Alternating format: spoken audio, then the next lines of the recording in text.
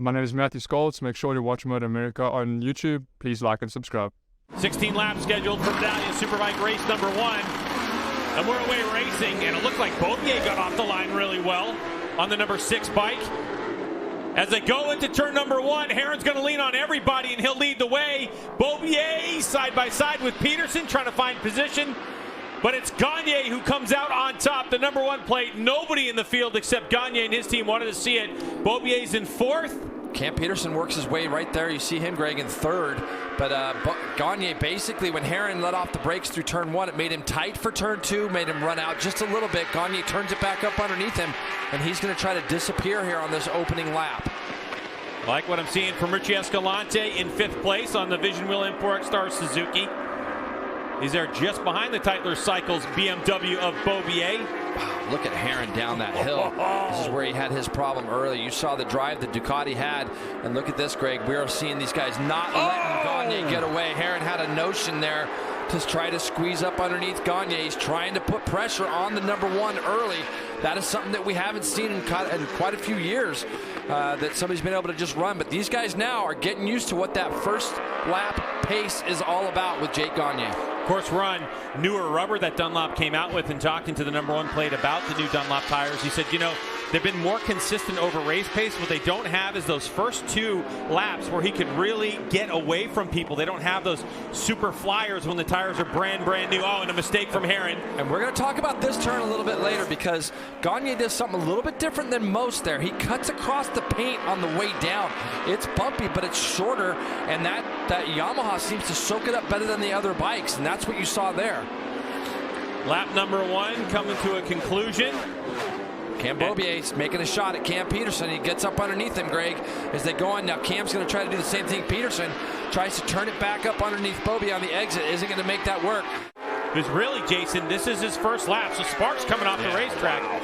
His first laps with his taped up ankle, right ankle, trying to figure it out as though everybody goes wide. Yeah, he got in there a little bit wide. Looks like he's having trouble getting the bike shifted, and you can see Herrin had trouble. It drew Beaubier out there with him, and Cam Peterson is the big benefactor there. He slots himself into 2nd. It's going to be a false neutral, I'm sure, is all it is. He just can't get the bike turned because it's probably stuck in between gears. The thing was, is Beaubier had already committed to being out wide with him, and it threw him off. Darren Marshall is his data technician. And when I went in there, he looked at a map, and he just goes, I just need a little bit more right there. A little bit more here, a little bit more there. That was the extent of it. And so I asked him about it today, and Gagne just said, look, that's where we are. Yep. You know, we really are. We barely tweak any of our electronic settings anymore. The conversations are clear and concise. It looks like Herrin, made a move on Corey Alexander. So Josh Herrin now moves his way up into 5th spot. Then they're going to go up 2 gears. So this is going to be 2nd gear on most Superbikes.